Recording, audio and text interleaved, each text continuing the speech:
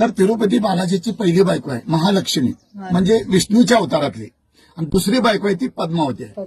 महालक्ष्मी ही कोल्हापूरला रुसून आलेली आहे तिरुपतीवरनं. तर का रुसून आली ह्याचं कारण सांगतो तुम्हाला. पहिल्यांदा ब्रह्मा, विष्णू आणि महेश हे तिघजण देव, ह्या पृथ्वी तलावर सगळ्यात देवश्रेष्ठ मी आहे असं तिघांना गर्व आलेला होता. तर एक भृगु ऋषी नावाचे तपस्वी मनुष्य होते. तिघ देव देखील त्या भृगु ऋषींना गुरु मानत होते. मग गुरुंना समजले हे गर्वपणा करायला.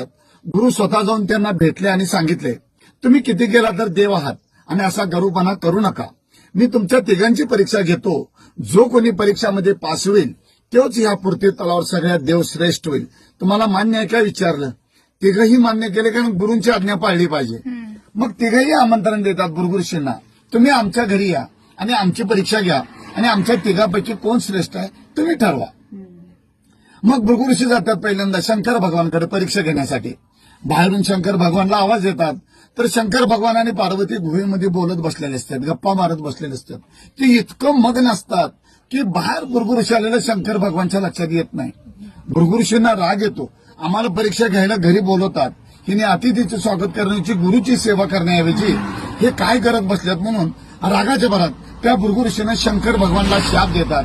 या पृथ्वी तलावर तुझी मूर्तीची पूजा होणार नाही, लिंगाची पूजा होणार. म्हणून आपण ह्या पृथ्वी तलावर महादेवाच्या पिंडीची म्हणजे लिंगाची पूजा करतो भृगु ऋषीने शाप दिल्यामुळे. दुसऱ्या ठिकाणी जातात भृगु ऋषी ब्रह्मदेवाकडे. ब्रह्मदेवाची बायको सरस्वती वीणा वाजवत असते आणि ब्रह्मदेव ऐकत बसलेला असतो. बाहेरून भृगु ऋषी त्या ब्रह्मदेवाला आवाज देतात.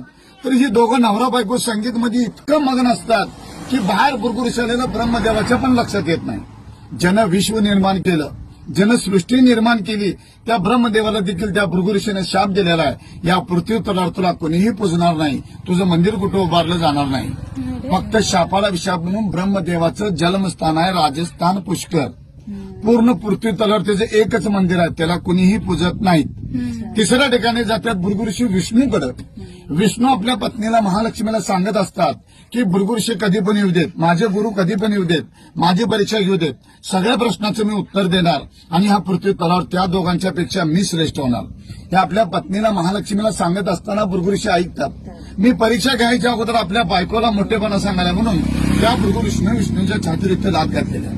कधी बालाजीला योग आला तुम्हाला जाण्याचा पुढे भविष्यात, तर तुम्हाला तिथं सगळं बघायला मिळेल. भृगु ऋषीने विष्णूच्या छातीवर पाय ठेवलेला आहे. तेव्हा भृगु ऋषीला विचारतो, विष्णू गुरुवर हे तुम्हाला कुठं लागलं का. महालक्ष्मीला राग येतो.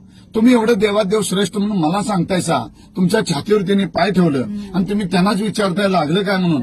माझा अपमान झाली म्हणते, ते क्षण देखील थांबणार नाही. तेव्हा